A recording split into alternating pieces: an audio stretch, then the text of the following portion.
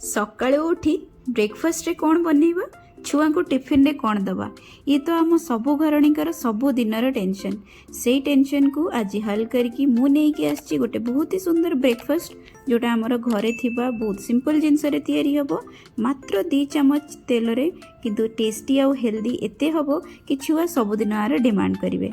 चलंतु recipe आरंभ करिबा। छुआ खाइबा को पसंद करू नथिबा सबु जिनस एथिरे पकेइबा किंतु छुआ तथापि बहुत खुशी रे आ बहुत आदरर सहित आकु खाइबे। मेठी अल्प किछटा वेजिटेबल नै जाइछि, पियाज कैप्सिकम आ गाजर नैछि। क्वांटिटी निज हिसाब रे आपण टिके कम बेसी करि परिबे। मु जतिकी क्वांटिटी बनौछि 2 रु 3 जण आराम से तिकी खाइ परिबे। कंचा लंकाटा मु एथिरे दउछि किंतु आपण चाहिले एथिरे स्किप करि परिबे।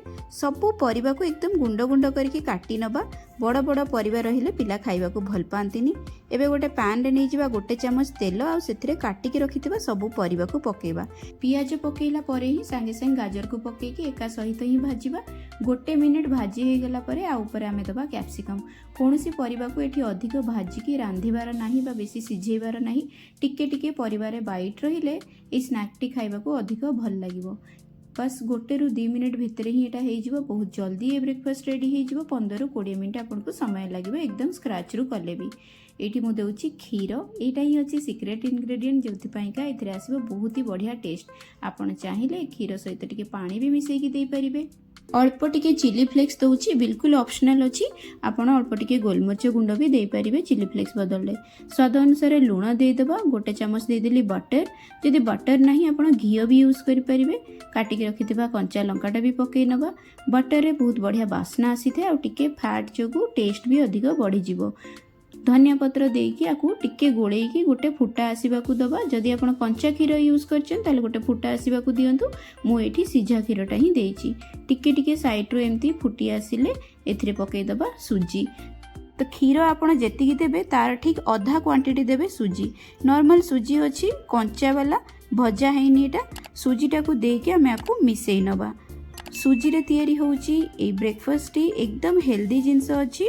क्षीर सब परिबा और सुजी सहित बहुत अधिक टेस्टी बनिबो। बहुत इजीली बनी जाए आ सब दिन छुआंकर डिमांड भी आसे ब्रेकफास्ट को खाइबा पई। कारण एटा एते टेस्टी लागे आपन को टिफिन रे भरी के भी पिला को देई देबे।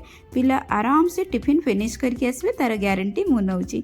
एटी देखंतु गोटे रु 2 मिनिट ही आकु एम्ति रांधिला परे सुजीटा हमर एम्ति बहलिया हे आसीबो। एकदम आकु सुखै दबानी कारण पानी निजे निजे सुजी टाणी नबो। बस क्षीर को सुजी निजे टाणी नबो। ब्रेकफास्ट को आउ टिके अधिक इंटरेस्टिंग बनिया पे मु एथिरे चीज पकोची। एटा क्यूब वाला चीज अछि। आपण पाखरे जे कोनसी चीज अछि आपण ताको यूज करि परिबे। स्लाइस वाला चीज भी आपण यूज करि परिबे काटी गिरी। जदि चीज पकेबा को चाहू नाते खाली भी आको बनै परिबे। मु दीटा जाको प्रोसेस आपण को करके देखैबी। प्रथमे छोटो जेतिक रे हम रोटी बनांती तारो टिके छोटो गुळा हम नै जिबा। ता भितरे चीज रो गोटे क्यूब को रखि नबा। तो गोटे क्यूब चीज को मु एठी 4 भाग करके काटी नेची।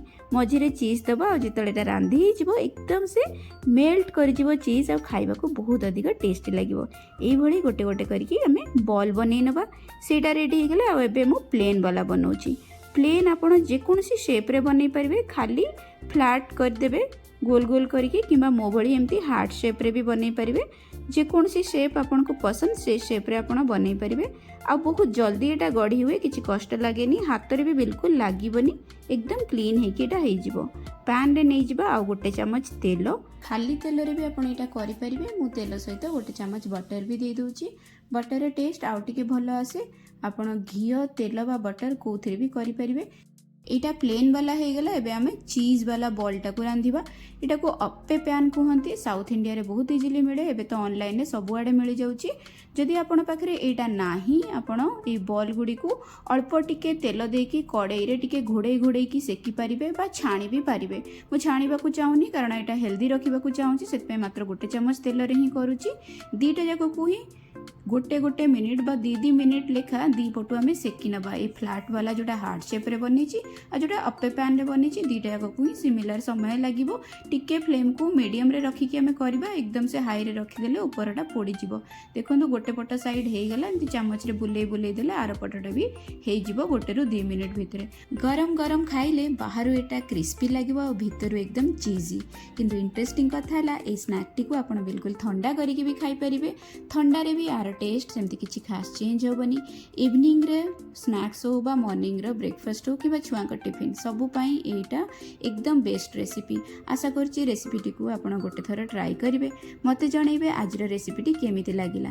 ज्योतिष खाना पीना आज फर्स्ट टाइम वीडियो देखुथिले वीडियोटी को लाइक करने को आ ज्योतिष खाना पीना को सब्सक्राइब करने को बिल्कुल भूलिबेनी। देखा हबो पुणी थरे बढ़िया रेसिपी सहित। रहिली नमस्कार।